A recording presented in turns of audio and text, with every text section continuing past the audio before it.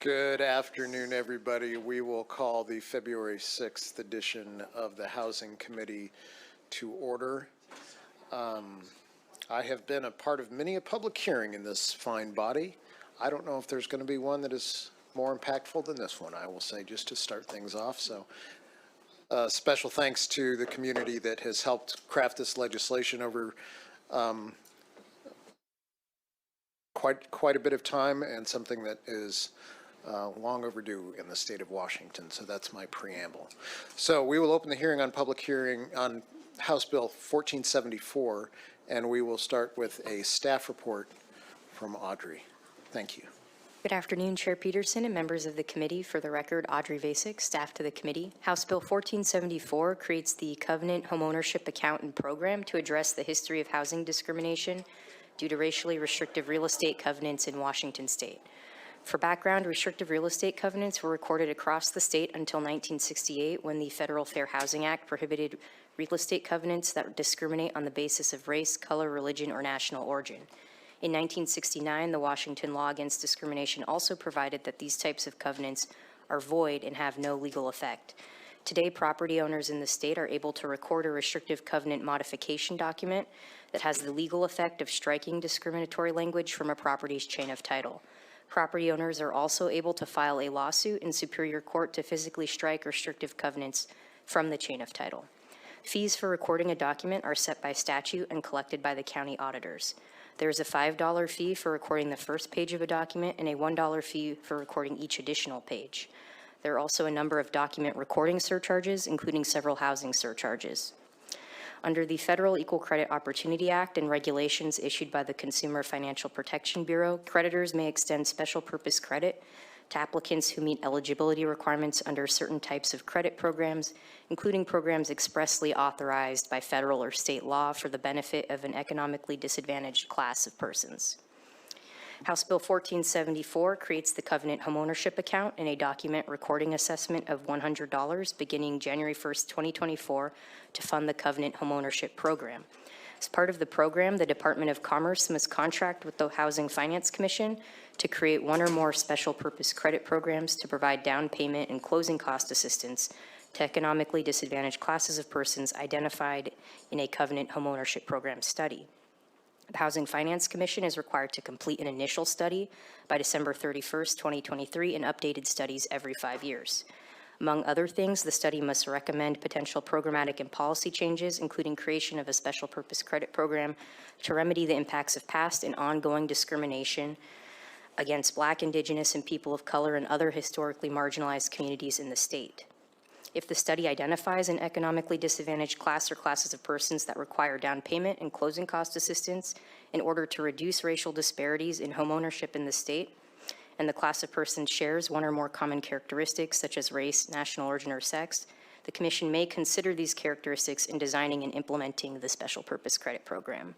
To be eligible to receive down payment and closing cost assistance, an applicant must have a household income at or below 100% of the area median income, be a first-time homebuyer, and be a Washington state resident who was a state resident on or before the date the Federal Fair Housing Act was enacted on April 11th, 1968, and was or would have been excluded from homeownership in the state by a racially restrictive covenant on or before that date, or as a descendant of a person who meets that criteria. By July 1, 2024, the special purpose credit programs must begin providing down payment assistance and closing cost assistance, and an oversight committee is created to oversee and review the Commission's activities and performance. The Department of Commerce is responsible for establishing the committee, and providing the committee with administrative and staff support. Happy to answer any questions. Thank you, Audrey. Any questions for staff? Seeing none, Representative Taylor. Welcome. Thank you, Chair Peterson, Ranking Member Clicker, and members of the Housing Committee, for which I also sit. I bring you House Bill 1474 to address some key challenges in our state. As we are addressing the impending and ongoing housing crisis, addressing supply, addressing the needs for supports, and the needs for stabilization, we have another factor that we still need to address. Home ownership is an economic cornerstone of modern American society. You purchase a home, you build equity, and leverage that equity for other opportunities, whether it's to help pay for college, start a business, or even help a family member with a down payment for their own home. Yet, it is unmistakable that racially restrictive covenants, as the anchor to other historical efforts such as redlining, mortgage restrictions, they were essential in a concerted effort to discriminate against Black, Indigenous, Asian, Jewish, and other marginalized residents of Washington State.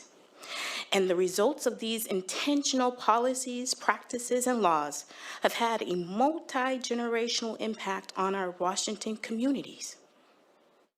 This bill addresses the decades of direct harms inflicted by our state on Washington residents, community members, and their descendants who have been in this state since before it came to be.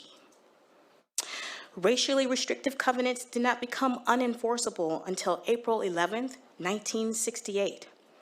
This is just 7 days after the assassination of Reverend Dr. Martin Luther King Jr. Ladies and gentlemen, this is only 7 years before my birth, and within the timeline and lifetime of many committee members in this chamber. This bill is the outcome of years of nonpartisan historical research. The stakeholder group to help craft this bill is comprised of a multiracial coalition, and we all have a stake in this. With this bill, Washington can be a leader in the nation at addressing the harms of its own peculiar past through a direct and focused endeavor to build an inclusive economic future for all of its residents. Let me repeat, an inclusive economic future. Fellow committee members, on this 6th day of February, Black History Month, I urge your support of the Covenant Homeownership Bill, and I would welcome any questions. Any questions for the good representative? Seeing none, thank you for bringing this bill forward. And first, I would like to bring up, he might not refer to himself this way, but we think a very special guest who has done tremendous work in this space during his time in elected office, Lieutenant Governor Denny. Welcome. Thank you for joining us.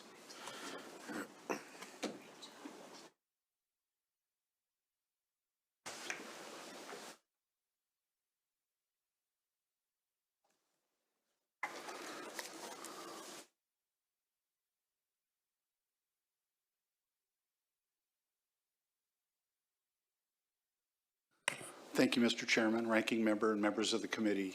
It is truly an honor to be here today. We have a housing crisis in Washington State. If my adult children were still teenagers, they might respond to that assertion by saying either duh or okay, Captain Obvious. It is true. Simply put, there are nowhere near enough housing units to meet the unstimulated demand, be they single-family residences or condos or apartments or whatever. There are just not. This is true of homeless shelters, low-income housing, affordable housing, workforce housing, and yes, even market-rate housing. It is true in urban, suburban, and rural communities. There is simply an ocean's difference between demand and supply. And it's a nationwide phenomenon. It's not just us. However, it is particularly bad here, and we should take note. An apples-to-apples comparison of comparable data reveals that Washington State has the 49th worst ratio of housing units per household of any state in the nation. Indeed, we were 50th for quite some time. We just inched past Connecticut. We're the bottom of the pile. When I had the honor to serve in the United States Congress, I was on the Financial Services Committee, which was the Committee of Jurisdiction for Housing. I also chaired something called the Housing Task Force of the new Dem coalition. And many years ago, we produced this report missing millions of homes, and it documented the significant housing supply nationally in our country. It also documented the fact that we've been going backward every year since the Great Recession. When I became Lieutenant Governor, we hired a brilliant research fellow from Columbia University. Her name is Alina Lagani. She's originally from Spokane, I might add. Alina has since graduated at the very top of her class in the College of Economics at Columbia University and received a Rhodes Scholar. And while she was with us, she produced 2 reports. Both, frankly, due to surprising demand, are now out of print, but they are available at our website. The first was entitled Washington State's Affordability Crisis. And basically what it did is reduce to our state the same data that we had generated nationally. And the second report is entitled The Racial Wealth Gap is the Housing Gap. That is such an important statement, I'm going to repeat it. The racial wealth gap is the housing gap. More about that later. Lastly, one more report of relevance. Thanks to your support, and I am grateful, the Legislative Committee on Economic Development and International Relations, which I have the privilege to chair, was provided with the resources to do a first-in-a-decade update of our business competitiveness, and this is that report. Part of that report was a statewide survey of economic development professionals in which we asked them what their opinion is of the top barriers to economic growth. The number 1 barrier? Yep, lack of housing. The cold truth is that the dire shortage of housing creates a multitude of problems in addition to holding back economic growth. Housing shortages harm the environment, strange as that may seem, as families are forced to move farther and farther away from where they work to either rent or buy. And of course, that's more sprawl, means more pavement, means more stormwater runoff, the leading cause of pollution of Puget Sound. It means more tailpipe pollution. Housing shortages reduce retirement security. We don't tend to think of a housing supply shortage in that term, but it is in fact the case. Because when homes become so expensive due to lack of supply, then young people are forced to defer their purchase of their first home. And of course, what that means is at the end of their journey, they have less equity because they've had home ownership for a less long period of time. Housing supply shortages reduce standards of living, pure and simple. When families cannot afford to buy a home, they stay renting.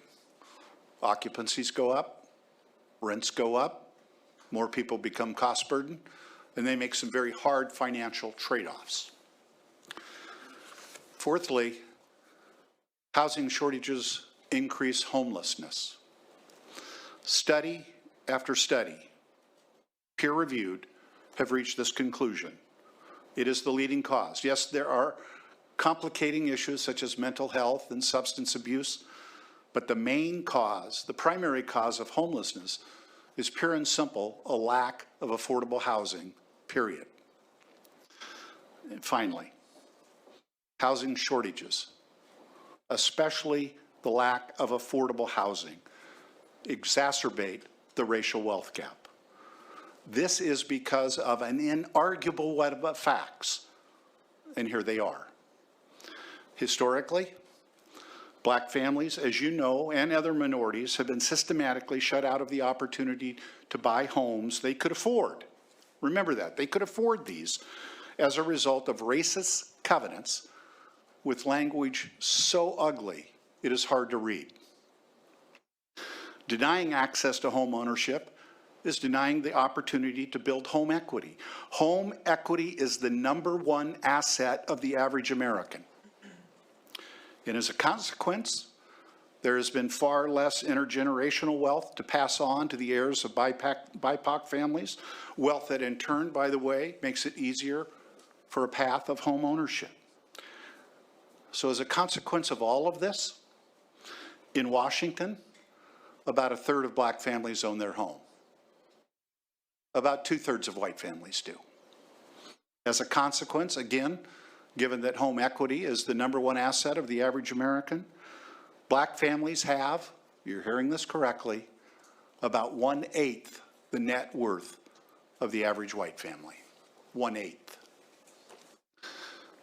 These are the facts. These are the painful facts. And here's the painful truth. We did this. We did this. The financial services industry did this through its lending practices. The real estate profession did this through its practices. I cannot help but note how infinitely admirable I think it is that the real estate profession is here today to stand up for this legislation. It should be noted. And local and state governments and the federal government did this through their practices. We did this. We did this. And we can undo it. And I hope you will. Mr. Chairman, I'd be glad to answer any questions if you have any. Thank you very much, Lieutenant Governor. Any questions for the Lieutenant Governor? Seeing none, I would just like to say again my deep appreciation for the work that your office has done, you have done personally over the years of your public service. And as you said, we can do something about this. So thank you very much for your testimony. Thank you, sir. Honored to be here today. And staff, let's bring in the first panel remotely. Sierra Ozolin, Evelyn Martinez, and Evelyn, if you can hear me, I think the staff is trying to bring you into the room, and Norma Olivera Martinez as well. And we'll start with Sierra Ozolin, if you are available. Good afternoon. Thank you for having me. Can you hear me okay? Yes, thank you for joining us. Go ahead. Absolutely. Thank you. If my ancestors could witness this moment, I know they'd be screaming from the rooftops given this opportunity to speak today. Again, my name is Sierra Ozolin. I am a person who has had the privilege to go through housing counseling and through a thoughtful organization, Habitat for Humanity, that has set me up for success. And you know, we cannot ignore the racial disparities that are in place for the BIPOC people in terms of equitable access to housing, to home loans, to resources and as a whole. And I had to go through a multitude of turmoil just to give my daughter the life that she deserves and to achieve what is called the American dream. But it was not an easy climb at all. I was turned away by banks. I met every single requirement in terms of credit, income. I got out of $30,000 in debt, followed every single advice that was given to me. And the #1 factor that stood in place was that racial disparity, whether the person was willing to admit that or not. Silence is loud, and I prevailed. Housing counseling has had a significant impact in terms of setting me up for success to build that generational wealth for me and my daughter and breaking that generational curse of not being able to achieve that American dream. So I just want to express the importance of approving such a bill, thinking about how many BIPOC people this will truly touch from the generations to come. And, you know, as the lieutenant just stated, this can be undone, change could be made, but the cards are left in your hands. So what are you going to do about it? Thank you. Thank you very much for your testimony. Next, Norma Olivera Martinez. Hi, good afternoon. My name is Norma Martinez, and I now have my own house because of that down payment assistance. For many years, we've been trying to buy a house to give my daughters a stable home, but unfortunately, we can't afford a house because my husband and I, we don't earn enough money. And being people of color and immigrants, it is hard even to look for an apartment to live. or a house to rent. Not only because we don't have enough money to pay the rent, but because our language barriers as well. Every time they have some information about how to get a house, buy a house, I always willing to go and be part of that. But sometimes as an immigrant, we work with IT number, which is more hard to find banks or places where they can borrow us money or they can help us. It has been a struggle all those many years because my daughter have passing with a lot of issues emotionally because they have to move places to places, schools to schools. And they don't know when they can be secure in one place for a little longer. And when it is time that we have to return those apartments or houses because we need to look for a new place, it's a struggle because now those days the economy is increased, the rent, and then when you wanna rent a house, they ask you for a lot of money. And sometimes we don't have the money to start renting a new house, a new place. But I give thanks God, then blessing that I find Homesight, who they help me to all my applications. They help me with the home assistance, payments. They help me with my, as a second language learning, my English is not as good as the first English speaking. They help me with the process of doing the paperwork. They have people who speak my language. And thanks God that now I have my house. And we feel like now we are safe. Now we feel like we can say now I have my own house. I have my place where I can live, where nobody can say to us, it's time to move out. And I really, really thank God and that give me the bless to find Homesight. They really help us to all the process and give us the money, the first payment assistance programs. I really appreciate it, and I praying for we can get more down payment assistance for more people be able to have their own house. Because it's very sad to see kids. I'm working at a school with young children, and I see so many children moving one place to another place, or they don't have their own little space where they can be. And some kids are even crying when they come because they can't even jump around because they live on top of the apartments. And then the people down be upset of them. It's being a struggle for many people, not only for me. And I really thank for this. I really thank God. And for all the programs who doing down payment assistance programs for people. Thank you. Thank you very much for your testimony, Ms. Martinez. And Evelyn, did you want to testify, Evelyn Martinez?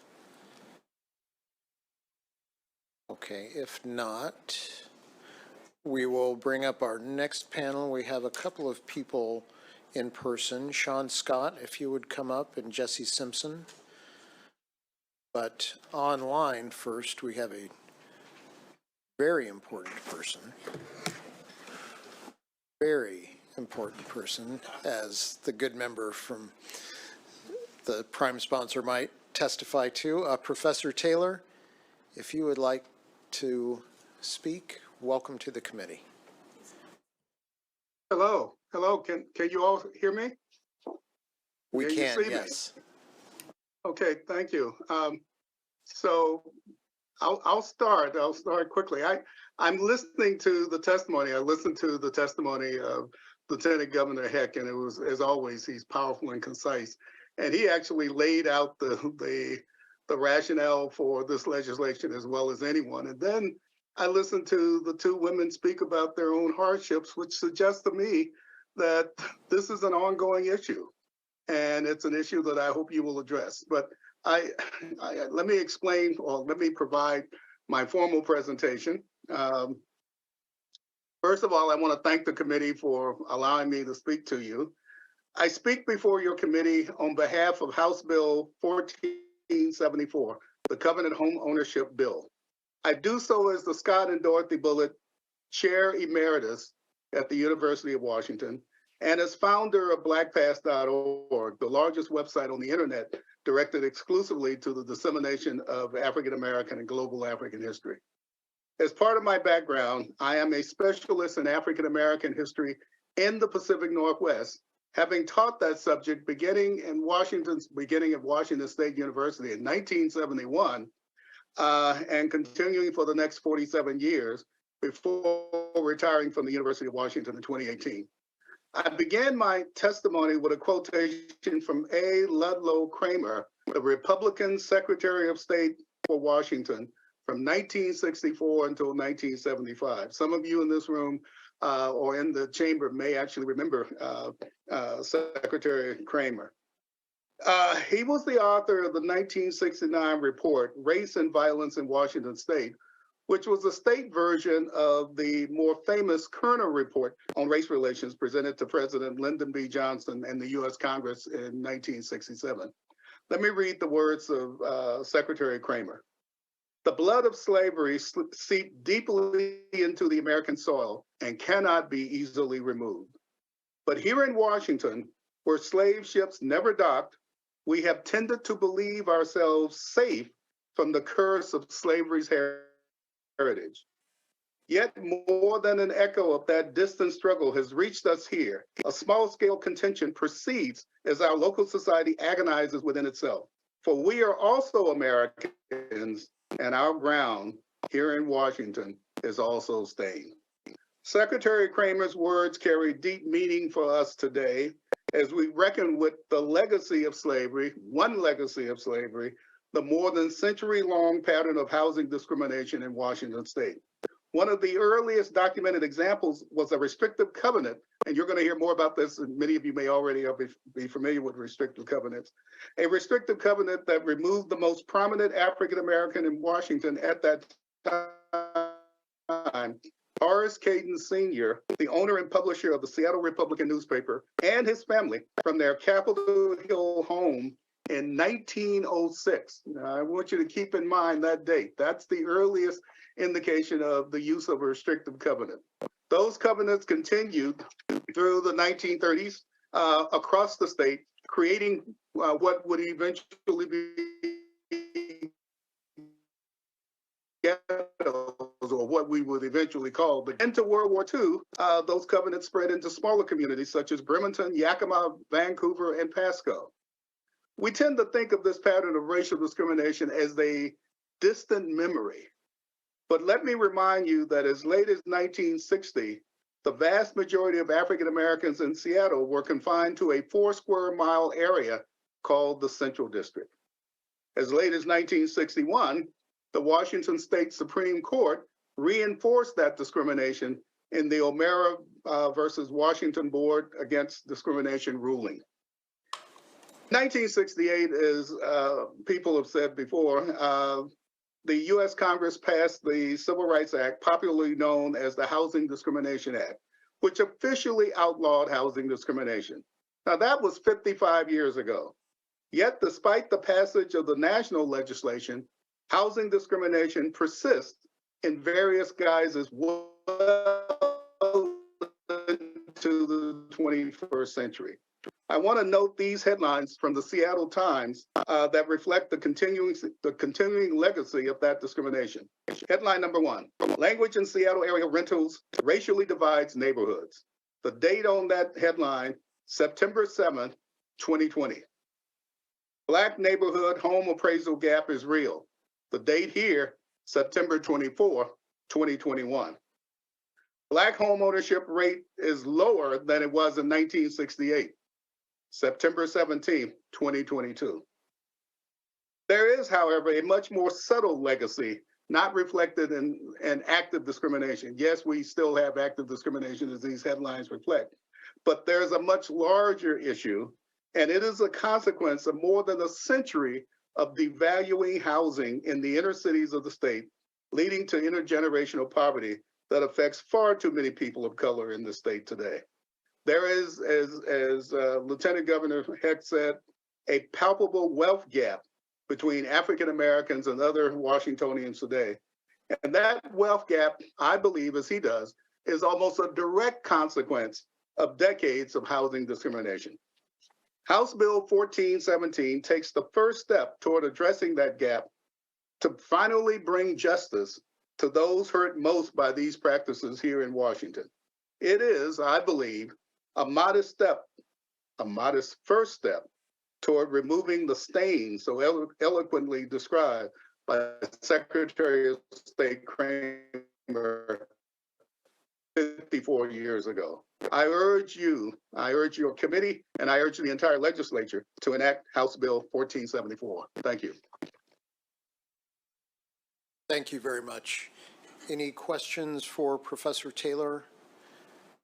I have one. Is there anybody on this committee that you're particularly proud of today?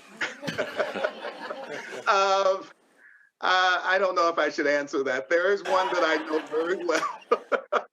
There is one that I know very well, and I thank her for involving me in this process. You know, I will say this as a point of personal privilege. I'm very proud of my daughter and her work in the legislature. We have, as you can imagine from my statement, we have discussed housing discrimination in classes. I have taught literally thousands of students in Washington State and elsewhere about this pattern of housing discrimination. And when we taught it, we didn't know if there was anything that could be done about it. Now the legislature, thanks to Jamila and thanks to your committee, is finally doing something about it. And so that's what I'm most proud of. The fact of the matter is that we academics can see the problem, we can discuss the problem, we can present the problem to you, but it's up to you to resolve it. So again, thank you for inviting me. Thank you for letting me speak to this committee. Thank you very much. And thank you for giving your daughter a tremendous education. And we are as proud to have her here as you are to see her here. Thank you very much. Thank you, Dr. Taylor. Next up, Sean Scott. Absolutely. Thank you very much, Chair Peterson. Seated on the House Housing Committee are elected officials from 13 of the 49 legislative districts in Washington State. And I think it bears pointing out that racially restrictive covenants were present in all 13 of these LDs. Vice Chair Alvarado, racial restrictive housing covenants existed pretty much in every corner of the 34th LD, from progressive Vashon Island to Alki Point, where white settlers first made contact with the place that eventually became Seattle. An assistant ranking minority member, Conner's 8th legislative district, black veterans during World War II were kept out of the Tri-Cities by covenants that reserved housing for white wartime officials in the 1940s.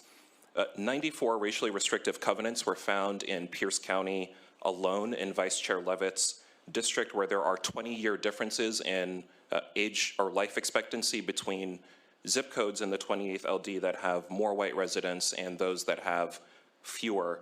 And ranking minority member Mark Clicker's 16th LD, a couple in Walla Walla, Washington, purchased a home in 2018 that is 5 years ago that contained a covenant barring, and I quote, any race other than white or Caucasian. And Chair Peterson, in a 2020 report about the 21st LD, the Northwest Fair Housing Alliance identified racially restrictive covenants as a modern day contemporary impediment to the full implementation of the 1968 Fair Housing Act that Professor Taylor spoke about. I mention all this to say that if structural racism is more than a faded tragedy that we sort of read about in history books and recall every Martin Luther King Day, that is, if it's an active and actually pervasive force that still dims the life outcomes of Washingtonians, and I think the state, which played a substantial role in furthering that segregation, actually has an imperative to help correct that history in the present. And I think by assessing a $100 fee on all racially restrictive housing covenants and distributing those funds to housing stability for Washingtonians of color and Black Washingtonians in specific, we can get part of the way there. Thank you very much. Thank you. And just for the record, can you introduce yourself? I'm Sean Scott with the Statewide Poverty Action Network. Great, thank you. Go ahead. Hi, Chair Peterson, members of the committee. I'm Jesse Simpson, Government Relations and Policy Manager for the Housing Development Consortium. I'm here today to read a statement from James Gregory, Professor of History at the University of Washington and Director of the Racially Restrictive Covenants Project. He sends his regrets for not being able to be here to read the statement. This project has researched the racist property restrictions that have limited property rights of BIPOC families for generations. It's documented more than 50,000 properties with racial restrictions located in nearly every county of the state. HB 1474 is about the 14th Amendment to the U.S. Constitution that requires each state to ensure equal protection in their laws and policies to all people regardless of race. Washington State violated that guarantee when, through delegation of power to counties and cities, it authorized racial restrictive covenants and other measures that limited property rights for people of color. The damage done to BIPOC citizens of Washington continues to today. Racially restrictive covenants and other measures were limited not just where people could live, but also access to homeownership of any kind. Because BIPOC people were banned from most neighborhoods, their ability to buy homes in general was limited.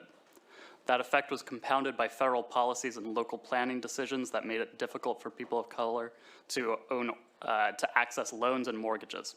And those who did manage to buy owned property that was less likely to appreciate than homes owned by white families. The price escalations of the last 40 years have only exacerbated that harm, making it impossible for those who were previously shut out of the housing market to gain entry. Today, only about 1/3 of Black families in Washington own homes, a rate that's slightly lower than in 1968 when the Fair Housing Act was passed. This is the legacy of decades of discriminatory policies sponsored by the government, of restrictive covenants and redlining policies. This bill, HB 1474, acknowledges the financial losses that resulted from racist policies by government entities in violation of the 14th Amendment.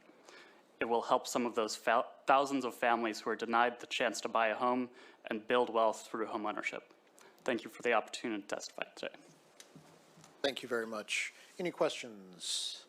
Yes, Vice Chair Levitt. Thank you, Mr. Chair, and thank you both very much for testifying. And Sean, if you have a website or information that shows the different racial covenants in different districts across the state, I think that would be very interesting for our committee to see. If you wouldn't mind kindly sharing that, that would be wonderful. Thank you. Absolutely. Once upon a time, I was actually a student of Professor Taylor's and Professor Gregory's as well, so would direct everybody to the Seattle Civil Rights and Labor History Project's website, where there's a map of pretty much all of the racially restrictive covenants that existed and that exist in many cases as well. But I can make sure to get that your way. Thank you. Thank you. Thank you very much for your testimony. Greatly appreciated. Next, staff, let's bring in Michael Brown, if he's available, Gordon McHenry, and Lachelle Lucas, and then in person, you read my mind, Patience Malala, and Patience, go ahead. Welcome. Well, thank you. Good afternoon, Chair Peterson, Vice Chair Alvarado, and members of the committee. Thank you for the opportunity to testify today. For the record, I am Patience Malaba, Executive Director of the Housing Development Consortium. Today, I am testifying in strong support of House Bill 1474, and I cannot thank enough Representative Taylor for championing this legislation in partnership with Representative Chop, and to thank all of you for signing on to the legislation. And in particular, the sponsors have done something very outstanding, which was engage stakeholders during interim and really talk about what it means to solve for the codified barriers to homeownership that we have in our systems. These are codified roadblocks to homeownership that are a result of the reverberation of the discrimination that comes from racially restrictive covenants and many other discriminatory practices that you've heard about. I think you heard for yourselves from stories of people who are struggling in our systems to be able to get access to ownership. So now, I want to talk about this bill a little bit more in a way of giving you a picture of the kind of opportunity we have. This is truly a once-in-a-generation monumental step towards addressing the home ownership rates gap that we have in our state. This bill would create a home ownership account that staff described earlier, which would be dedicated to creating a special purpose credit program to give down payment assistance and closing assistance support to individuals. And these will be participants who are first-time home buyers, who are income qualifying. It is a groundbreaking piece of legislation, and I want to say why in a minute. It commits you as the state to lead the nation in creating the first ever government-run special purpose credit program. Now, the Equal Opportunity Credit Act has been in place since 1974, and private lenders and mortgage lenders have run special purpose credit programs for the longest time. But this one takes the responsibility to government, because all of the discrimination we've talked about was done by government in concert with private actors. And this is the opportunity that we have to remedy all of that. In this program, the Washington State Housing Finance Commission would administer and establish the special credit program in pursuant to the federal Regulation B, which is a part of the section within the Equal Credit Opportunity Act that would be implemented through this program. Now, the Special Purpose Credit Program recognizes that we, as I said in my opening, have codified barriers to credit and home ownership, and you had this clearly from the life experiences of people who've had to go through the process of buying a home. It is a targeted lending product that will really get to the folks who really need it the most in our communities. Now, let me close with this. In Washington State right now, 42% of Black households have zero net worth. And that is compared to 14% of white households. And that all goes back to the policies that continue to show up as iniquities in our results today. And what you have before you is an opportunity to write laws that can ensure that we are a society that is fair, we're a society that is equitable and gives all people opportunities. Because when we can give that opportunity to all, we have a stronger economy, we have a more inclusive place for all to thrive, a stable community where families can be thriving together. I think you heard from Norma's story that her biggest concern was children having an opportunity to be in a home where they can just be free as they grow up.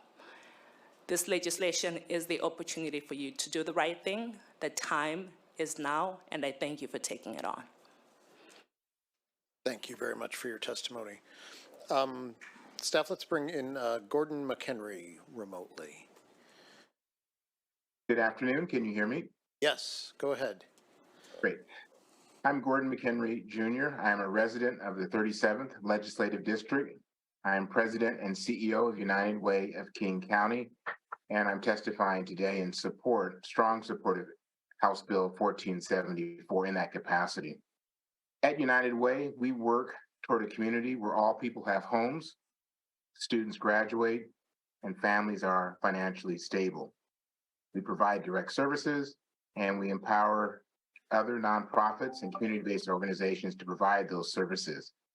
We engage in policy and advocacy in support of our community in those three areas, and we are centered upon our Black, Indigenous, and people of color, families, and individuals.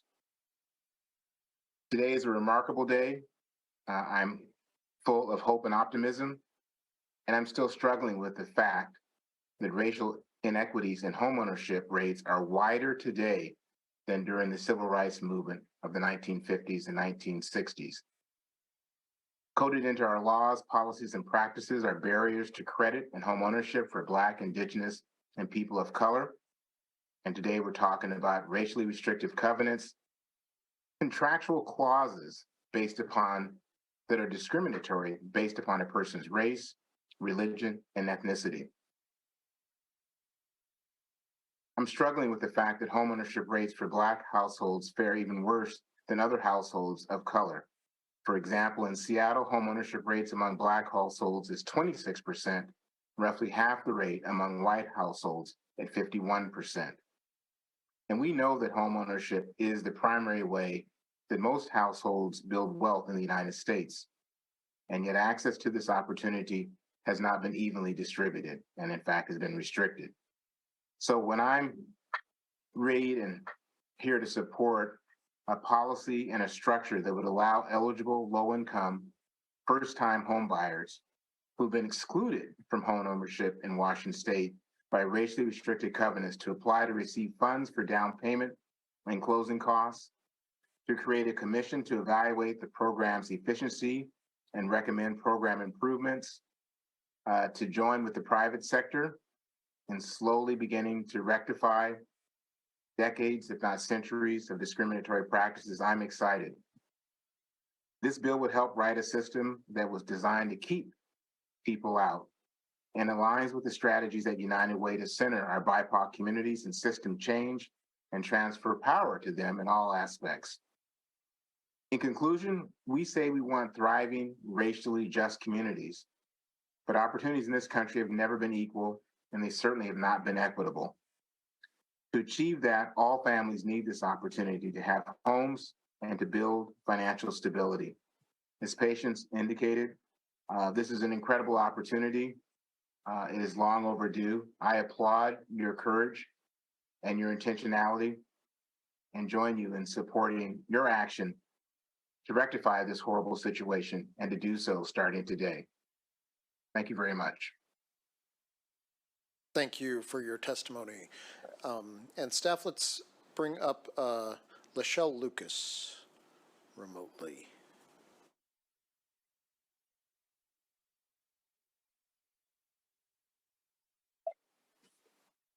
Can you all hear me okay? We sure can. Welcome. Oh. Hi, I'm not sure how to get this video going, but thank you for allowing me to speak here today. My name is Lachelle Lucas. I am a Habitat for Humanity homeowner, a public servant, and a mother. I was born in Seattle and I lived in the Rainier Valley area forever. My parents shared the difficulties they experienced while trying to purchase a home in Seattle, and none of it involved their income. It was based on their race. They're Black. Even when it was technically illegal, they mostly found housing in historically red line areas in Seattle, which were deemed undesirable. Now today, if you drive down Rainier Avenue South or Martin Luther King, there are brand new homes that I would never be qualified to purchase because they're just too expensive. Because of tools of discrimination like racially restrictive housing covenants, it had a generational impact on my family, from my grandparents, even to my parents struggling, not being able to assist me with a down payment or anything like that. Recently, I found a pathway to home ownership through the Habitat of Seattle, King and Kittitas County that will make my home ownership dreams a reality. We can always do more. We can pass this bill and create paths to home ownerships, housing stability, financial security, and pride for millions of Washingtonians like me. I ask that you please support House Bill 1474. Thank you. Thank you very much for your testimony. Any questions for this group? All right, thank you again. And on the note of the great work from Habitat for Humanity, Cliff Cawthorn, I believe you are here if you would like to come up. And then, well, we'll let you go and then I'll bring in the next panel. Brilliant. Cheers. All right. Sorry. All right. Well, thank you, Chair Peterson. It's an honor to speak here today. I'm speaking to you not just as the Advocacy and Policy Manager for Habitat for Humanity, Seattle, King, Kittitas counties, but as a grandson that remembers the sacrifices that have allowed me to be here today. I'm here because I would like you to support HB 1474 and repair the damage that's been done by racially restrictive covenants that Washington State had a hand in and create opportunities for first-time home buyers. When I was younger, I learned that my grandfather worked for Niagara Smelting for a time. He was charged with training people who would later on become his supervisors, but when it came time for Niagara Smelting to expand elsewhere, he wasn't offered a managerial role. Why? He was black. That income could have led to building greater wealth for my family, could have led to people like himself being able to move forward and being able to, even help our family thrive. And albeit my family's from New York State, but families across Washington State have stories like mine in terms of employment, education, and home ownership. This bill will allow us to address the harm that's been done to millions of Washingtonians in terms of homeownership and housing by investing in down payment assistance, counseling, and assisting with closing costs. Many of our homeowners have had stories about redlining and have elders, many still living, that were denied homes due to racial covenants that said this home may not be sold to certain groups by race, ethnicity, and religion.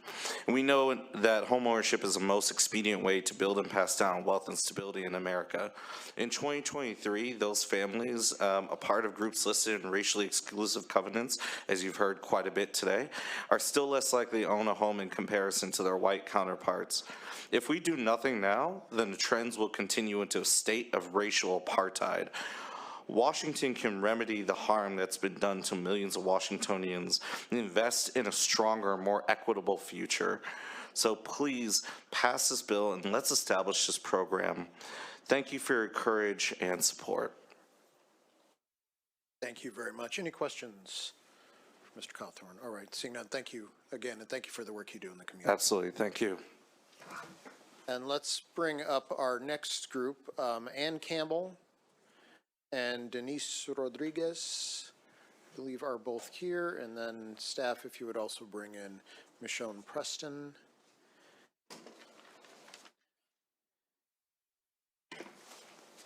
Campbell, we will start with you if you are ready. Thank you. Good afternoon, Chair Peterson and Ranking Member Clicker.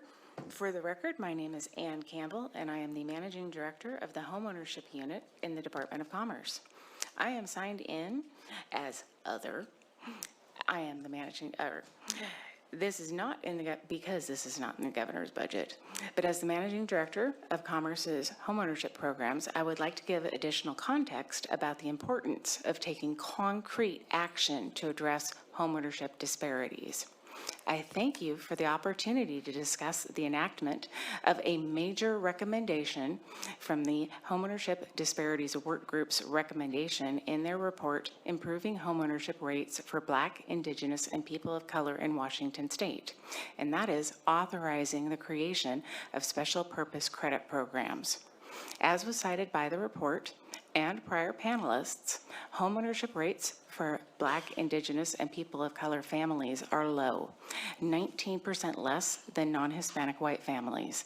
This discrepancy is not due solely to income disparities stemming from historic and systemic racist practices and policies. The discrepancy in homeownership rates carries through from high-income Black families who are still 20% less likely to be homeowners than non-Hispanic white families. Why? You have to have a stake to be in the game. That stake is a combination of good credit and a healthy chunk of savings for a down payment, and 3 to 5% of the home sales price to cover closing costs. Washington's median home sales price in December, according to Zillow, was $551,000. This means that a family would need to have between $16,000 and $27,000 for just closing costs in order to buy a home. This does not include the required down payment. Yes, We have a wide array of homeownership assistance programs to help, but these programs are unable to address the needs identified in this bill. We know that homeownership is both a wealth generator, the primary way that most households accumulate wealth, and it requires wealth to get into the game. The higher the down payment, the less a family must pay for housing over the next 30 years, which enables them to have money for other vital necessities, such as building community and education and starting up a small business. Whether you are in the camp that values homeownership as a primary method to build wealth, or from a camp that values homeownership as a fundamental support that offers community and belonging, it is a fact that non-homeowners are more vulnerable to displacement and gentrification in this time of limited supply. Commerce has shared some ideas with the sponsor about a different approach to the governance in this bill, and we appreciate the partnership and look forward to further collaboration opportunities regarding this important priority as House Bill 1474 moves forward. I will happily answer any questions that the committee may have. Great, thank you so much. Let's bring in, we'll go remote real quick, Michonne Preston.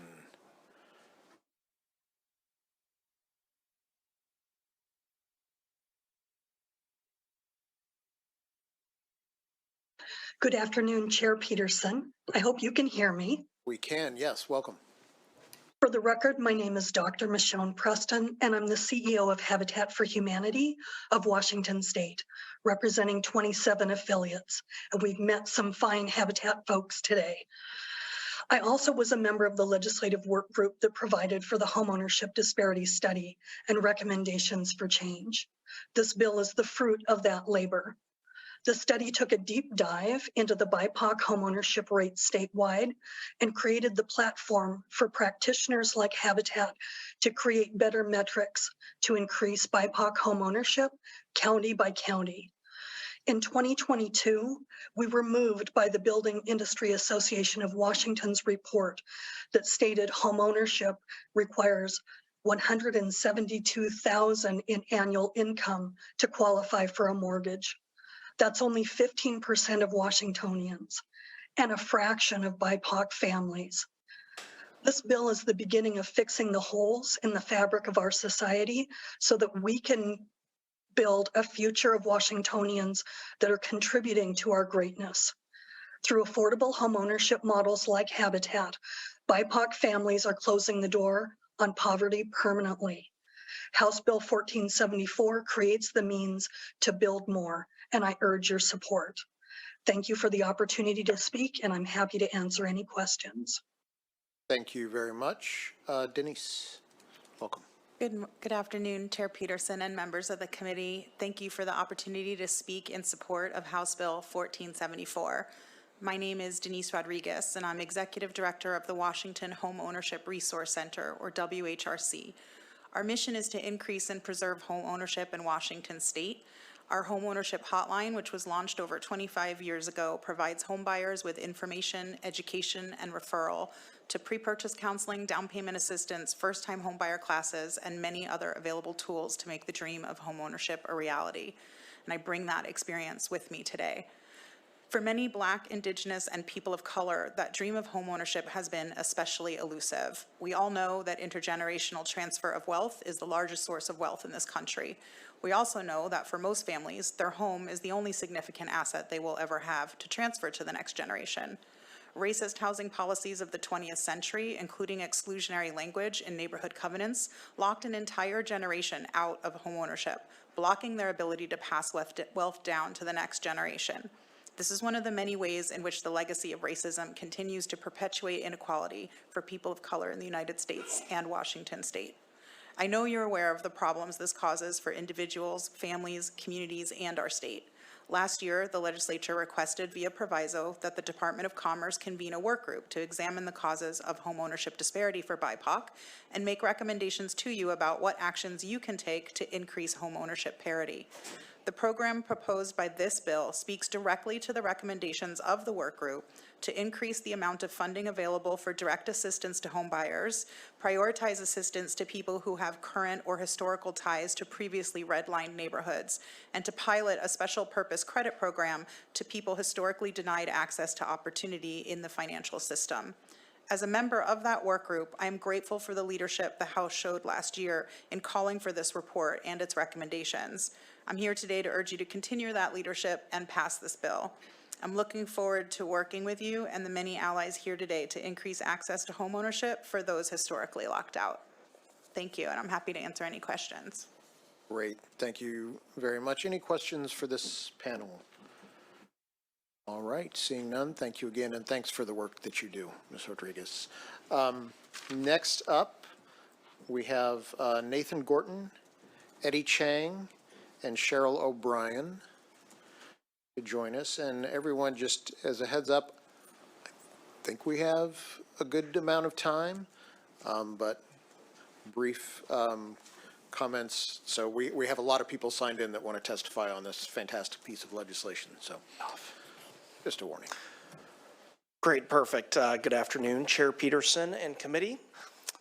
Nathan Gorton here, testifying on behalf of Washington Realtors, here with two members of the WR leadership team. Washington Realtors represents nearly 24,000 realtors statewide, and we are happy to be here in support of this bill.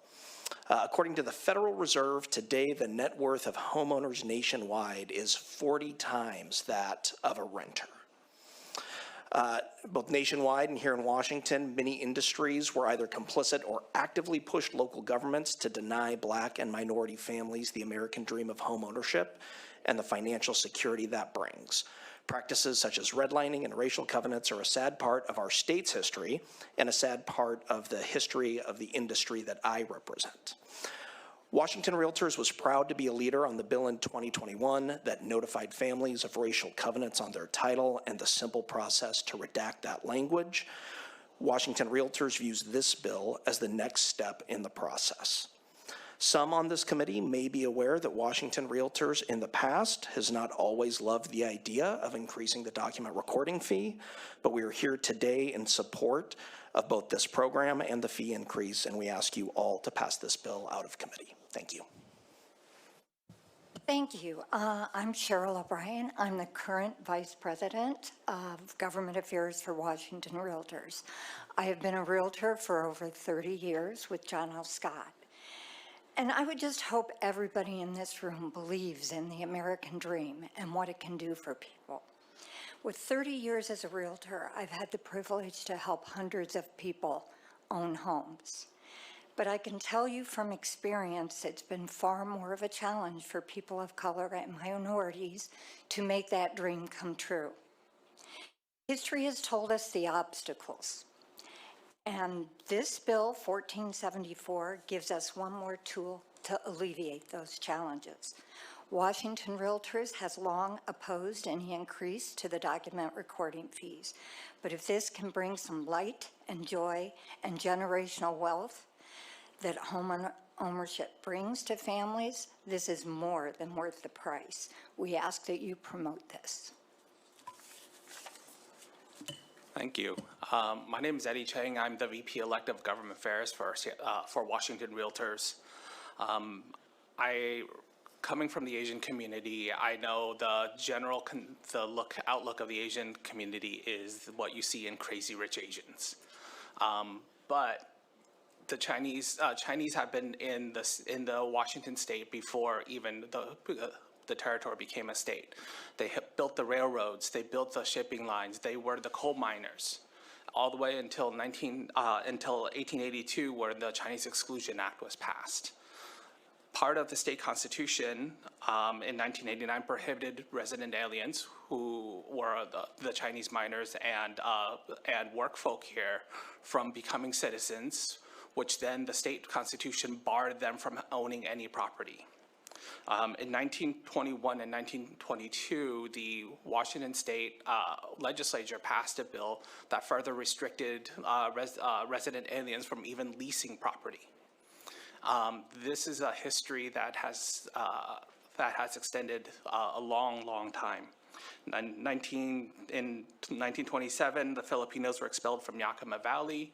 In World War II, during Executive Order 9066, the Japanese were rounded up in, Japanese in Bellevue, and the strawberry farms were rounded up and taken away to internment camps. A lot of the residents there, including a lot of the owners there, ended up having to sell and liquidate everything really cheaply because they didn't know if or when they would be able to return to Washington State.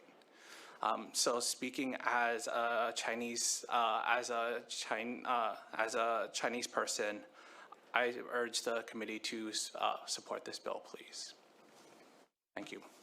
Great. Thank you very much for your testimony. Any questions for our friends in the real estate business, our realtors? No. Thank you again for coming forward.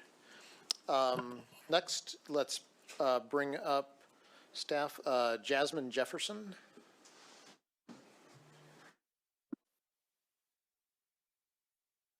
Hello. Good afternoon, Chair and Committee. Can you hear me okay? We sure can. Welcome.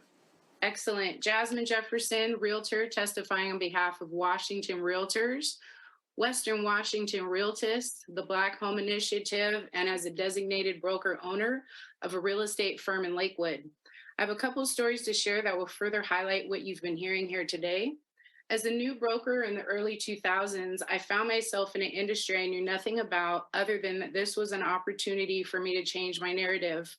I read every document that came across my desk, including title reports with restrictive racial covenants that at one time barred a person like myself from living or owning a home in certain areas. Even though there was language added that prohibited any illegal practices from being enforced, it didn't change the fact of what I was reading, and it was jarring. These homes were in Tacoma and Lakewood. Years ago, I worked with a family whose home I listed for sale in North Tacoma. Reading the title report, I saw this home had been in the family for 60 years at a time when Black people were not permitted to live in this area. I learned that in order for the family to own here, they had to have a person passing as white assist with the process of purchasing. Had this home closed in the Hilltop neighborhood of Tacoma, it would have sold for approximately $300,000 less than what it did. Now I want to tell you about a decorated soldier, survived 4 tours and landed in Fort Lewis to retire Master Sergeant, nearly unheard of at the time. He went on to build a second career and became one of the first Black Boeing employees to earn the same wage as his white machinist counterparts. Wester Bradley Jefferson, son to Darthula and Thomas Jefferson, both who were born as children to ancestors held as chattel slaves, Tom, Liza, Sam, and Harriet. Wester is my grandfather. He was not given the opportunity to use his GI Bill, and he was not given the option to purchase a home in a neighborhood of his white counterparts. Instead, in 1963, he built a home in an all-Black part of town in what is now Tacoma's East Side Cloverdale neighborhood. I now lovingly own this home, and today it would fetch approximately $200,000 or more in equity in a different neighborhood a couple miles north. Now is the time for us to do the right thing. The organizations I'm here speaking on behalf of all view this bill as the next step in this process of correcting harmful, dehumanizing laws and practices. We are here today in support of both this program and the fee increase, and we ask you all to pass this bill out of committee. My ask is personal, and so is this work. Thank you for allowing me the opportunity to share these stories with you today. Great. Thank you very much for your testimony. Nicole Bascomb. Good afternoon, Chair. Good afternoon, Committee. Thank you for the opportunity to speak with you today. My name is Nicole Bascomb Green. I am the owner and designated broker of Bascomb Real Estate Group, which is a family-owned brokerage that my father started, Paul Bascomb, in the Central District of Seattle in 1982. I'm also the president of the Western Washington Realtors Board of the National Association of Real Estate Brokers. We are the real estate trade organization that started in 1947 when my colleagues back then, who were real estate professionals, were summarily shut out of the real estate industry. So for 75 years, we have been promoting democracy in housing as realtors. So we have been at the forefront of this work. I also come to you as a board member of the Washington State Housing Finance Commission. I am a commissioner on the board and very connected to this work. As a real estate professional, we serve as gatekeepers, as real estate brokers to homeownership for our clients and community. And this opportunity to create the access to additional down payment resources that are so vitally important here on the ground there aren't words to describe how important this is. This document fee, which is really minuscule in compared to the other fees around closing, the excise taxes, way more expensive than what this document fee would be. But the incremental change it would make in our community is, I don't think that we really have the numbers to support what that could look like, particularly for people like me. I am a Washingtonian, born and raised. My family's been here since 1921, over 100 years. We were lived and born and raised our families in the Central District, which no longer exists, by the way. The community I grew up in as a young woman is no longer in existence for state-sponsored activity, just like these title covenants.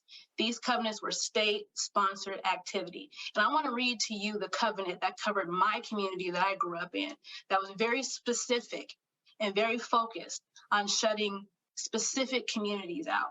And it reads as such: the parties hereto signing and executing this instrument and the several like instruments related to their several properties in said district hereby mutually covenant, promise, and agree each with the others, and for their respective heirs and assigns, that no part of said lands owned by them as described following their signature to this instrument shall never be used, occupied, by, or sold, conveyed, leased, rented, or given to Negroes or any person of the Negro blood. So this state-sponsored wording was very specific and shutting out my ancestors and shutting out my family members and ensuring that if we were to be able to be homeowners, we were locked into a certain space. Redlining was real. I grew up in redlining. I am just one generation from that. And it is very clear that the government was clear about who they wanted to shut out. So now we need to be clear about who we need to include. Those of us who are ancestors of the enslaved have a specific stake in this and have been harmed specifically. And so we need wording and we need legislature that is specific to correct the Negro race, the Black race, particularly in this state. So I ask you, committee, to hear the testimony of all of us who are here to support this act, that you push it out of committee and that we make change the narrative that we see across this country, but here in Washington. I believe we can be a beacon of change and start a revolution around really getting behind specificity with homeownership and being clear and concise and not just saying, you know, people of color, non-white, but being very clear that my community was specifically and purposely harmed in these acts and continue to do so. So I thank you for your time and appreciate the opportunity to speak with you today. Thank you very much for your testimony. Let's bring up in person Ali Shabani and Anna Boone, and then staff, if you could bring in online Michael Dotson and Daryl Smith.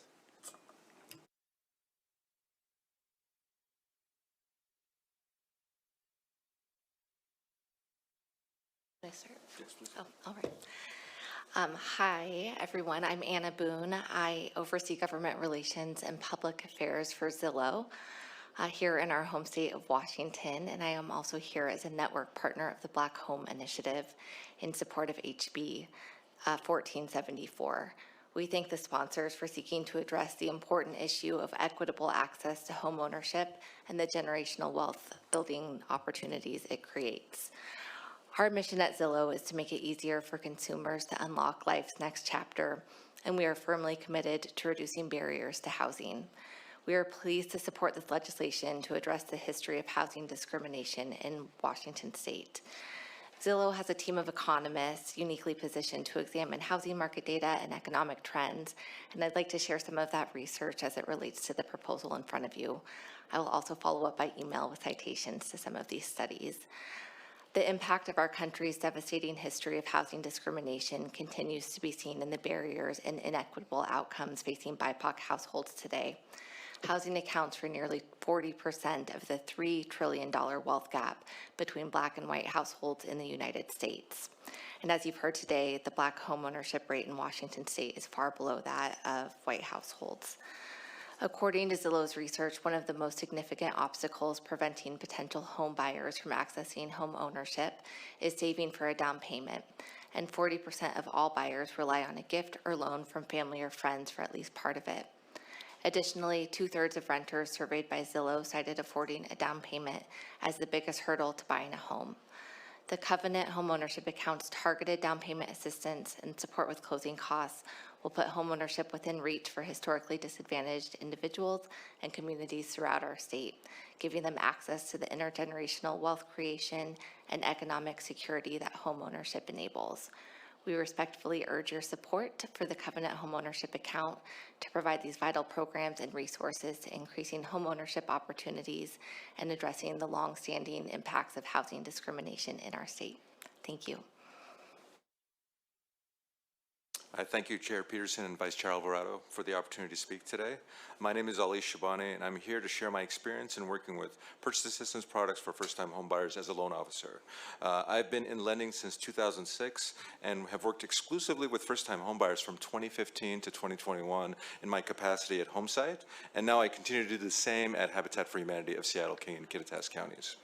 Purchase assistance works in providing opportunities for buyers that would not be able to otherwise participate by helping to cover their down payment and most closing costs, reducing their minimum cash contribution. Almost all current products are race neutral, but provide assistance to certain groups over others. So these products can have maximum income limits, be only offered to households with members that have a disability, or to buyers purchasing in a certain geographic area. All of these products have had a positive impact on increasing home ownership opportunities in general, but they have not been sufficient to make a large difference in Black home ownership rates in this state. Black home ownership rates are less than half of white rates, and other racial groups also lag behind white Washingtonians as well. More specific products are needed to help bridge the gap between current home prices and affordability. More robust down payment products will allow first-time buyers that have been historically underserved to find decent housing and start building wealth. Additional support to help address specific needs of applicants to prepare for home ownership is also needed. This can be financial counseling and education. Thank you. Thank you very much. And online, let's hear from Michael Dotson, please.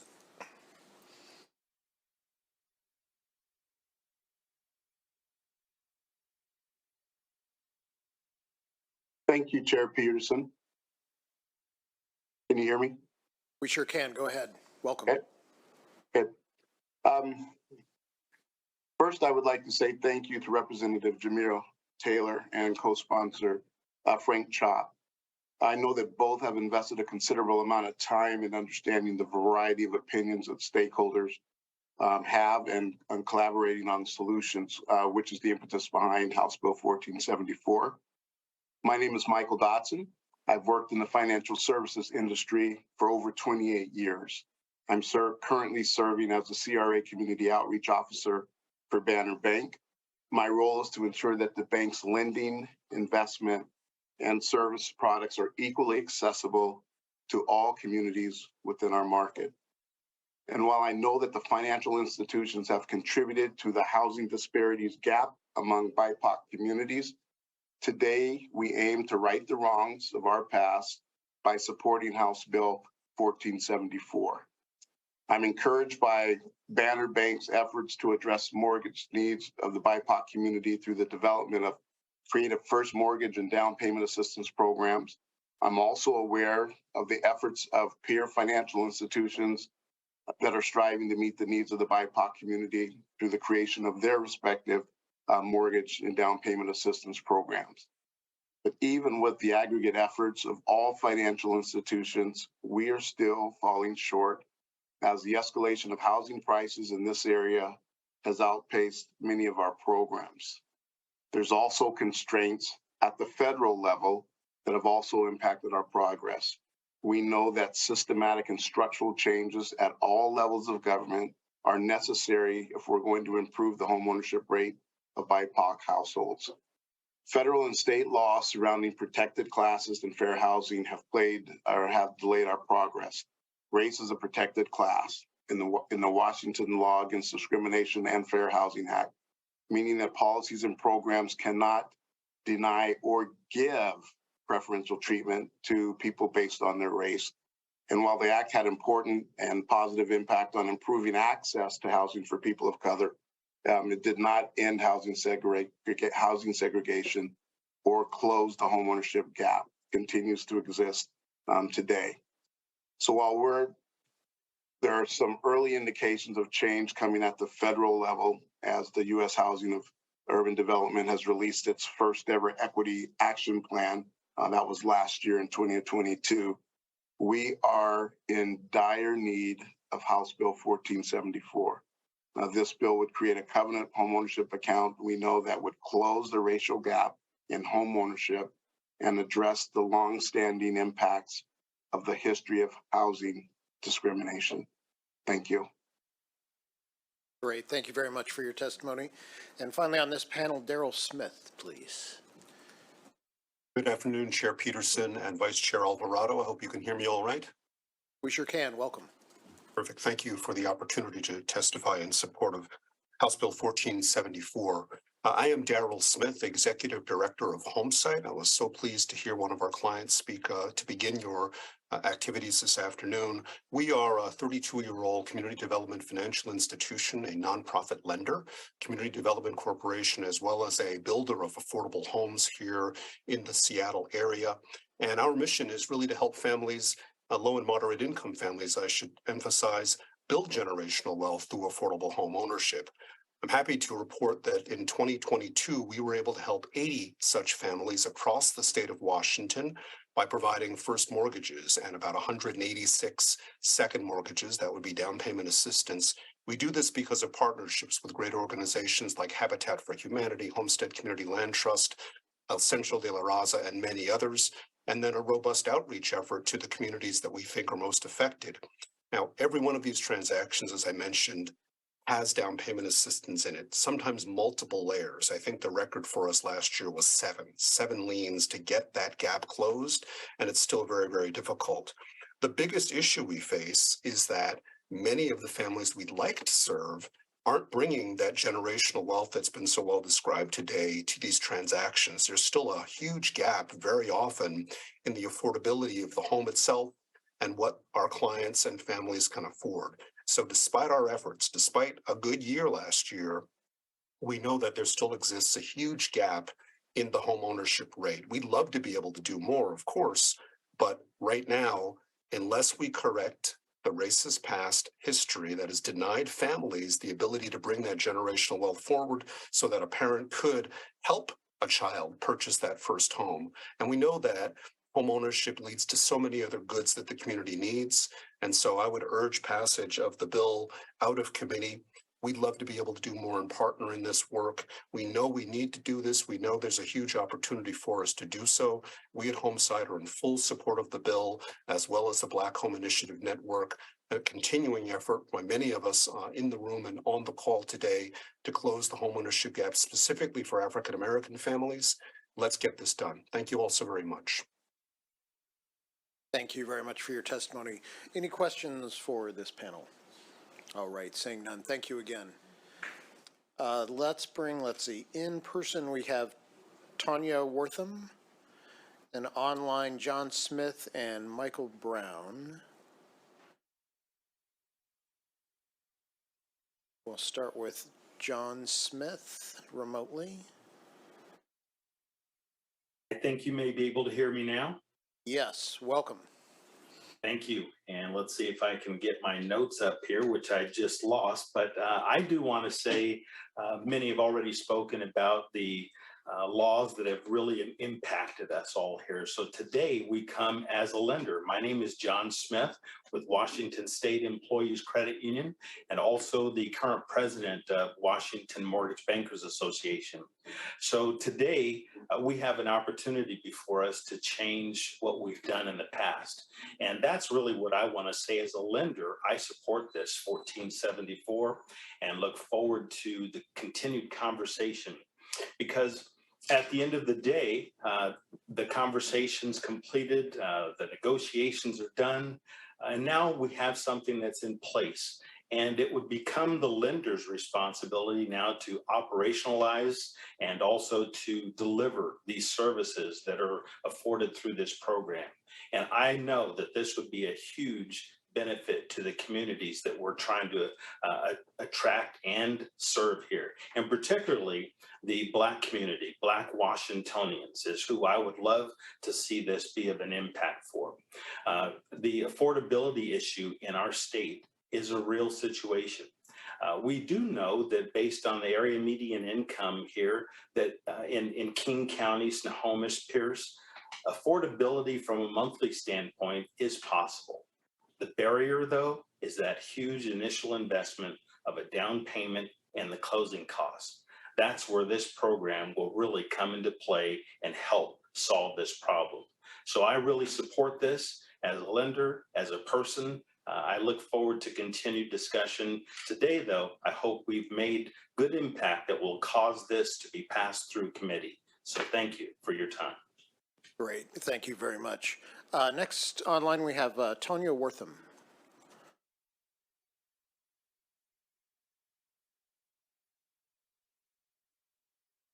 Hello, my name is Tonya Wortham.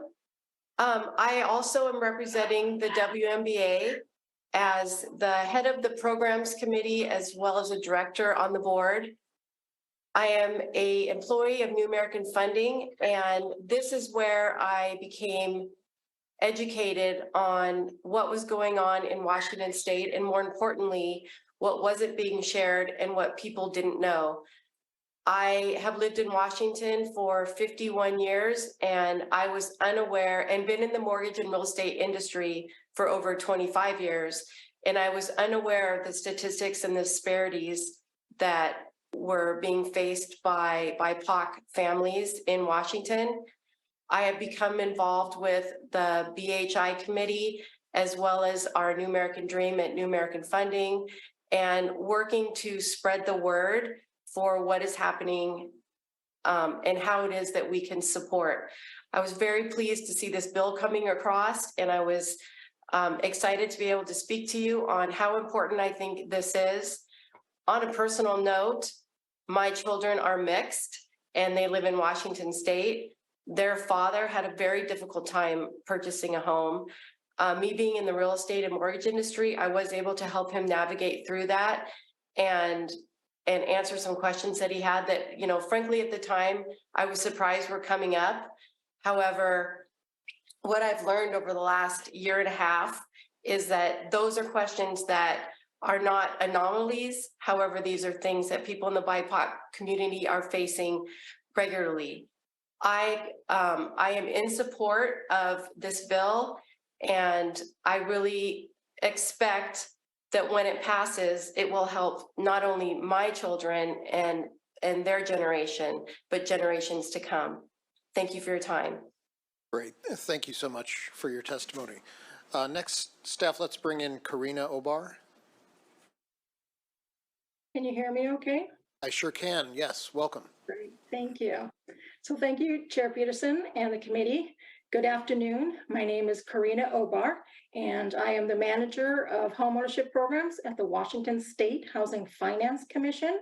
Very excited to hear about this legislation and the chance to be a key instrument in the homeownership covenant program. Since 1983, the Commission has provided home loans and down payment assistance to more than 100,000 families across the state. That comes with robust homebuyer education and, for many, pre-purchase financial counseling to ensure long-term success. We have the expertise, the experience, and partnerships with lenders and real estate professionals across the state to implement this program immediately, and it is critically needed. With home prices soaring out of sight, much deeper down payment assistance is needed, especially in communities of color. Our current race-neutral programs are failing to even touch the gap between the white and non-white home ownership rates. Last fiscal year, we helped 5,638 families to buy a home in Washington, but only 7% of them were Black families.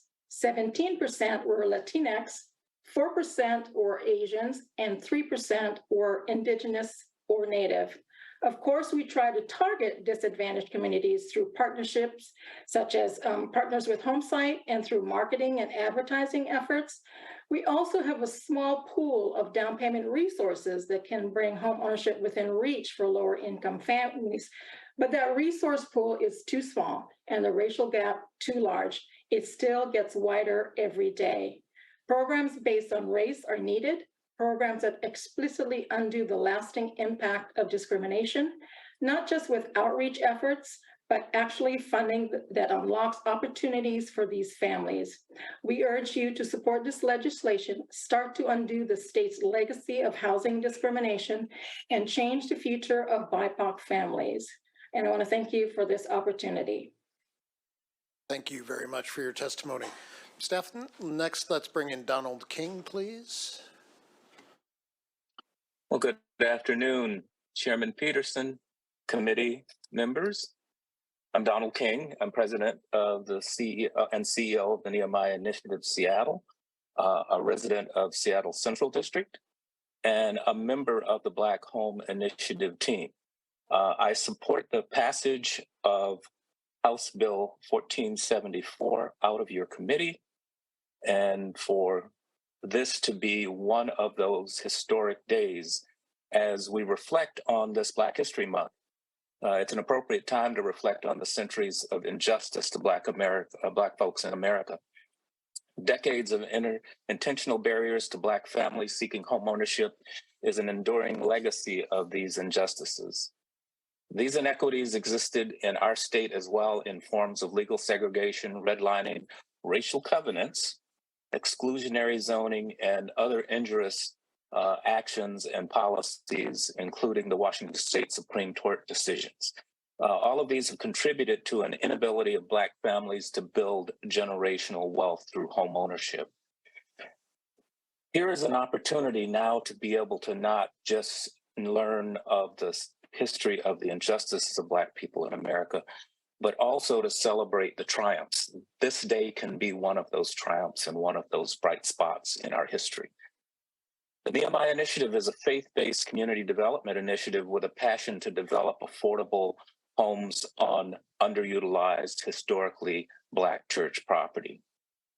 We're poised to contribute to the production of hundreds of affordable homes for Black home buyers, and this legislation will facilitate our success. You must seize this time to insert a bright spot in our state's Black history. Moving this legislation into a positive vote of the Washington legislature will be historic. This special credit program is not just the right thing to do, but it will help correct the harm to generations of Black families from past systemic and discriminatory policies and practices in our state. On behalf of the Nehemiah Initiative Seattle and our partnering churches, we thank you for your consideration and your positive vote to move this from committee into the state legislature. Thank you so much. Thank you very much for your testimony. And next, staff, if we could bring in Reverend George Davenport, please.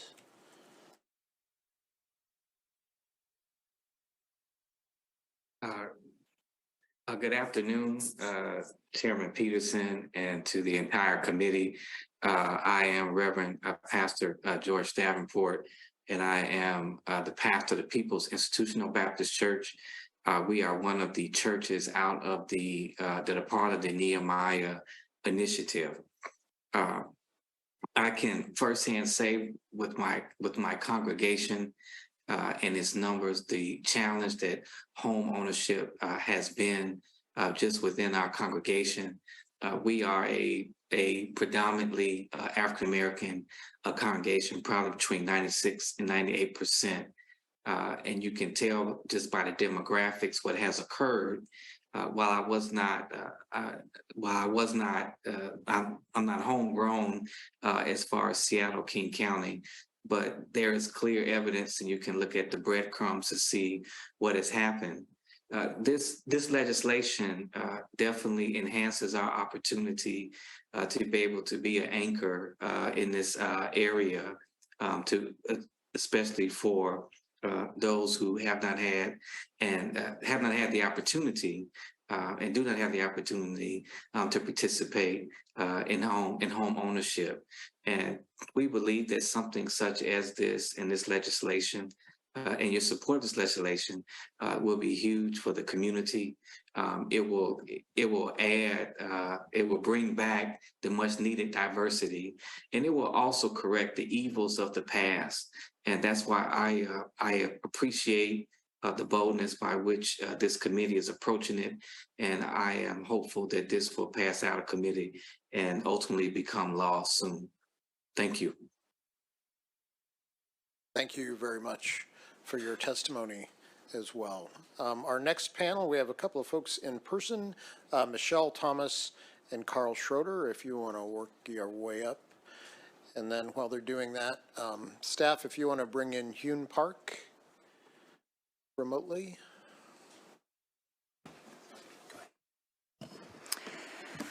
We might go remote first if he's ready. Do you want to We're going remote first. Oh, we're going to go remote first. Missed that part. Hello? Yes, welcome. Hello. Good afternoon, Chair Peterson and members of the Housing Committee. I'm Hune Park, Advocacy Director at the BIPOC Executive Directors Coalition.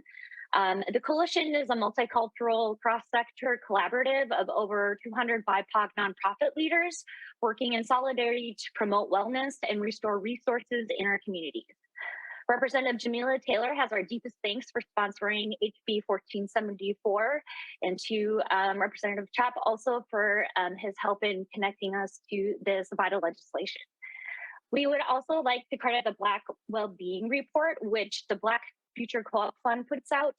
The report notes legislators pointed to state analysis that was demonstrating a substantial decline in state spending on minority-owned businesses and contractors between 1998 and 2017, and testimony for initiatives and legislation around I-200. The legislature passed Initiative 1000, ending the ban on affirmative action in April 2019, only to have it 7 months later in November 2019, have it blocked by Referendum 88, which prevented I-1000 from going into effect. If the spending rate stayed the same as before I-200 was passed, an additional $3.5 billion would have gone to smaller minority and women-owned businesses by 2018. This number has been higher over the past 4 years. To add to that picture, the Office of Minority and Women-Owned Businesses have found the negative impacts of I-200 to continue to persist. This is why BIPOC Executive Directors Coalition urges the committee to pass HB 1474 out of committee. Thank you again. Great, thank you very much for your testimony, and whoever wants to go first in person. Hi, I'm Michelle Thomas with the Washington Low Income Housing Alliance Pro on House Bill 1474. Thank you, Representative Taylor and Representative Chop, for your work. Housing stability is a privilege and an exclusive club in our state. This matters not only because of the asset building opportunities that are unique to homeownership, but because, let's face it, being a renter in Washington state sucks. Particularly now with the average rent at $1,866, renter households are struggling to make ends meet. The program created in this bill is critical in moving Black, Indigenous, and people of color out of the perilous, expensive, and unstable realities of renting into the stability that a 30-year mortgage uniquely offers. Black households in Washington are renters at twice the rate of white households, and rates of homelessness are higher for Black households even when factors such as income are controlled. One of the major reasons that white people with equal rates of poverty experience homelessness less often is that their support networks are more likely to have generational wealth and stability and to own a home where extended family can find safety in times of desperate need. Did you know that most renters in Washington are not allowed to have family members stay with them for more than a limited number of days, regardless of how much that family member is in need of shelter? Homeowners don't face such restrictions and can offer respite and support to extended family when needed. Home ownership gets people out of renting. Renting in Washington should not be so perilous, but the stability of a 30-year mortgage cannot be rivaled. This bill creates an opportunity and an appropriately targeted program to specifically begin to undo the harms created by the past and to shield people from the harms of renting today. Generational stability is precious and is something that all households should have. House Bill 1474 begins Washington's journey to undo the harms of racist housing policies. And I hope that this is just the beginning and that additional barriers to homeownership are next, including the well-known racist lending practices of financial institutions. Thank you. Thank you, Chair Peterson, members of the committee. Carl Schrader here with the Association of Washington Cities here in support of this bill as well.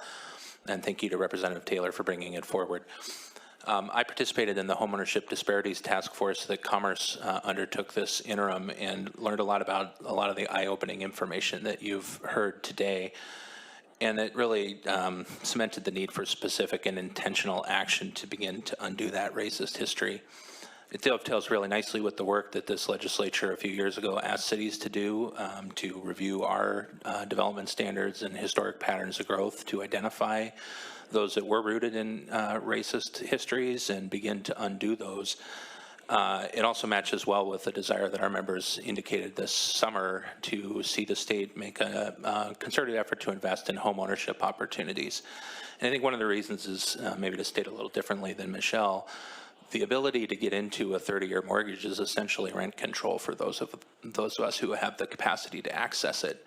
You're not, subject to monthly increases or yearly increases. You can plan, and you can have that stability and know that your bills will remain the same. The more we can provide access to that, the better we will do to addressing the challenges that housing instability is causing our state. And we commend this bill to you. Thank you. Great. Thank you for your testimony. And last on this panel, Sean Holland, I believe, is joining us remotely. Good afternoon, Chair Peterson. Can you hear me? Yes, welcome. Good afternoon, Chair Peterson, members of the committee. My name is Sean Holland. I'm speaking today on behalf of the Washington Land Title Association. HB 1474 redresses historic injustices. The WLTA supports increasing the opportunity to own a home. But this bill's $100 recording fee surcharge will impose a regressive burden and limit access to the land title records system. A minor amendment to HB 1474 would fund the needs of the bill in a fairer way. The base recording fee for a one-page document is $5. So many fees have been added that today it costs over $200 to record a one-page deed. Add a mortgage, and recording fees for buying a house top $400. This bill would raise that to over $600. Recording fees are a regressive burden on the least expensive homes. This bill would raise the cost to record a deed to over $300, whether it's for a $300,000 house, a $30 million mansion, or a $100 million office tower. And remember, when you add the cost to record the deed of trust, the regressive burden doubles. The recording surcharge would apply not just to sales, but to all kinds of recordings where no money is involved. Examples would be a deed between former spouses following a divorce, a transfer on death deed, or a power of attorney. The recording surcharge would make it more expensive to use the land title record system for people who can least afford it. It would be fairer to eliminate the $100 surcharge and replace it in this bill with an incremental increase in the real estate excise tax. An alternative solution would be to impose the fee only for recording of documents on which real estate excise tax is due. Both options would eliminate the financial burden imposed when no money is changing hands, but people still need to record documents.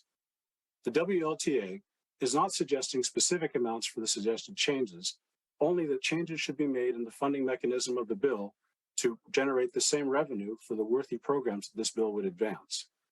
HB 1474 is intended to reduce barriers to homeownership. The bill should be amended so that it does not impose a new barrier to ownership. Thank you. Thank you for your testimony. Any questions? All right, seeing none, we are getting close to the end. Staff, let's bring in Mayor Victoria Woodards, please.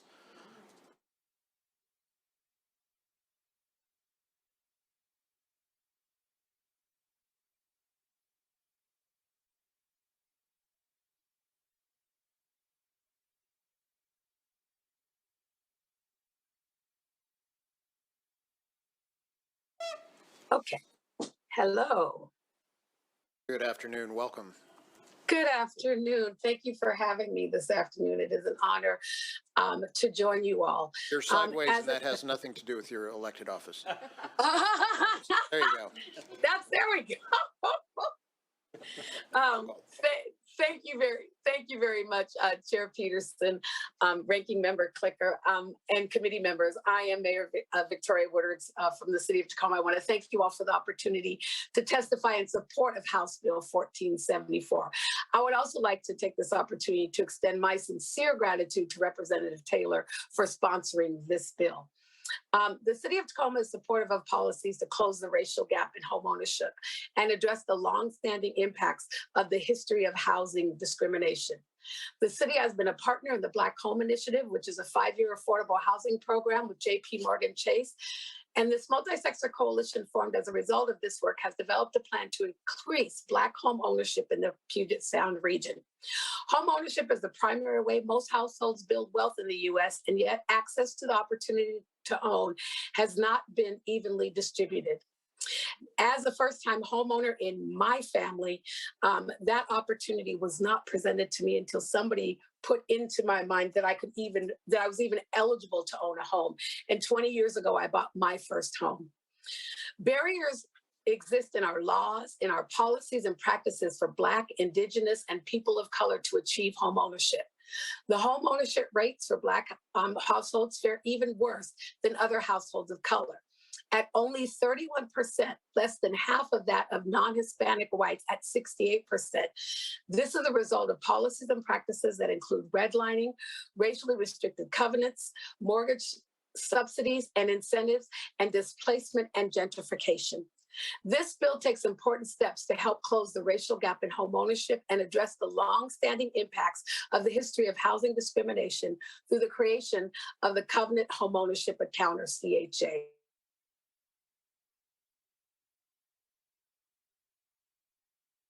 Revenue through an increase in payment and closing costs for first-time home buyers, much like me 20 years ago, who would have been excluded from home ownership by racially restricted covenants, or a descendant of a person who was excluded by racially restrictive covenants. We ask that you support this bill that will help to reduce racial disparities in home ownership in the state and vote to move it out of the Housing Committee. Thank you so much for this opportunity to testify today, and I hope that you will pass this House bill. Thank you very much. Thank you very much, Mayor. Next, let's bring up Logan Camporeal.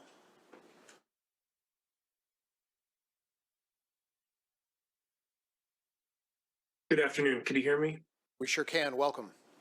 Awesome. Thank you, Chair Peterson. I appreciate the opportunity to speak. And good afternoon, the rest of you legislators. Thank you.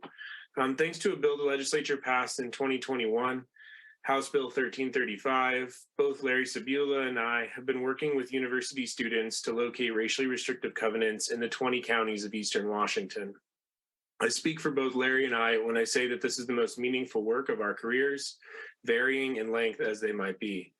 We are excited to see HB 1474 come to this committee, since it uses the evidence collected by our project team to help right a historic wrong. This verifies the meaningfulness of our work and suggests that it serves as more than just a window into the past, but also as a small catalyst for change into the future. And I just wanted to take a brief minute to address Vice Chair Levitt's question about maps of the whole state. And that's something that the project team established by 1335 is working on. And we hope to have maps for the whole state available by this summer. And so I promise we're working on it. Great. Thank you. Thank you for that work you do. And Larry Sabula. Thank you, members of the committee. Thank you, everyone. I'm proud to be here. I'm proud as a member of Eastern Washington University, and I'm proud that the work we're doing over here with the Racial Covenants team of finding these racially restricted property records are relevant to the work of the Washington State Legislature. As an academic historian, relevancy isn't something I'm used to, and it's a good thing. I want to emphasize, I think the one thing I can add after all these great speakers have come before me is how prevalent these are. across much of the state. We found them in every corner of Eastern Washington, from the cities of Spokane and Yakima and Walla Walla, but also a bend on the Columbia River where there's a dozen houses built might have a racial covenant. An abandoned cemetery in Asotin had a racial covenant. So this is not simply a West Side issue. This is a statewide issue. I'm glad to see it being addressed that way. I'll also say that this is only a partial solution, but it's a very bold solution and something that, as far as I know, no other state has done. And I'm proud to be a Washingtonian and hear this under consideration. When my wife and I bought our first house, we were given some help on the down payment, as many people are, by her parents from their generational wealth that they had built up by buying a house with an FHA loan in what it turns out was a racially covenanted neighborhood. It's time to even the playing field and set the historical record straight. I support this bill and I hope you will pass it. Thank you very much, Professor. And here's to relevancy for intellectual exercises. And any questions? All right, seeing none. The last panel, let's start with Michael Brown.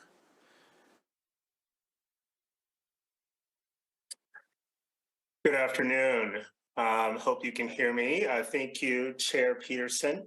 And I just want to speak in support of House Bill 1474. My name is Michael Brown, and I am the civic architect for Civic Commons. Many of the speakers today have made reference to the Black Home Initiative, and I have the honor and privilege of working with these individuals as the convener of the Black Home Initiative.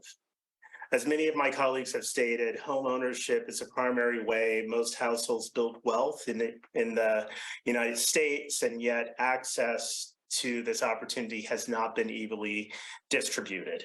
When I think about home ownership, I think about my path, I think about my parents' path. It's provided a venue for stability, a sense of belonging, and then a building of equity and wealth. History has already told us, we all know it, generations of systemic, racist, and discriminatory policies and practices have produced the results that we see today. And through this process of building the Black Home Initiative, we have gone and spoken with first-time Black home buyers, and we've heard incredible stories. One home buyer made note of the fact that home ownership gives you a voice. It gives you some economic power. It gives you a say in your own future. Like with schools and property taxes, it's like being a shareholder in a company because you're going to have a voice as a homeowner. Yet housing stability has been really hard to come by for Black households. They're disproportionately represented among our residents who are paying too much for rent and who are experiencing homelessness, which only perpetuates the need for urgent crisis relief. Coded internal laws, policies, practices are those barriers to credit and home ownership for Black, Indigenous, and people of color. And you've heard all the data.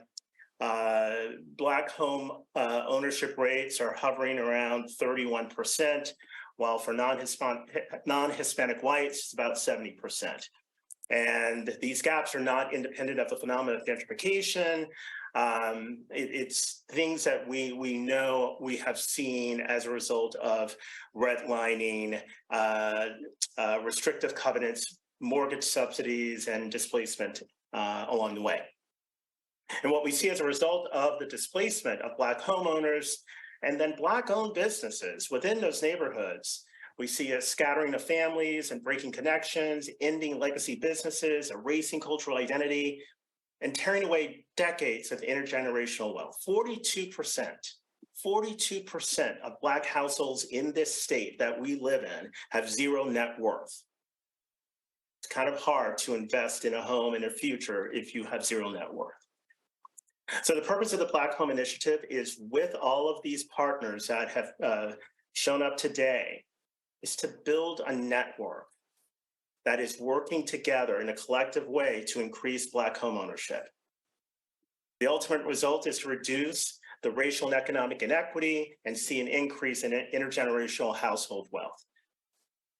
Our belief is that if we can overcome the existing fragmented ecosystem of public, private, and nonprofit organizations, we can increase the supply of ownership homes.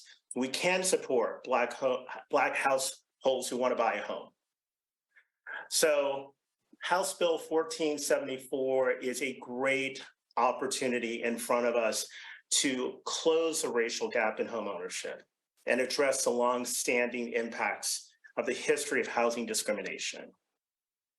Thank you for your time. Encourage your support. Thank you very much. Thank you very much for your testimony. Excuse me.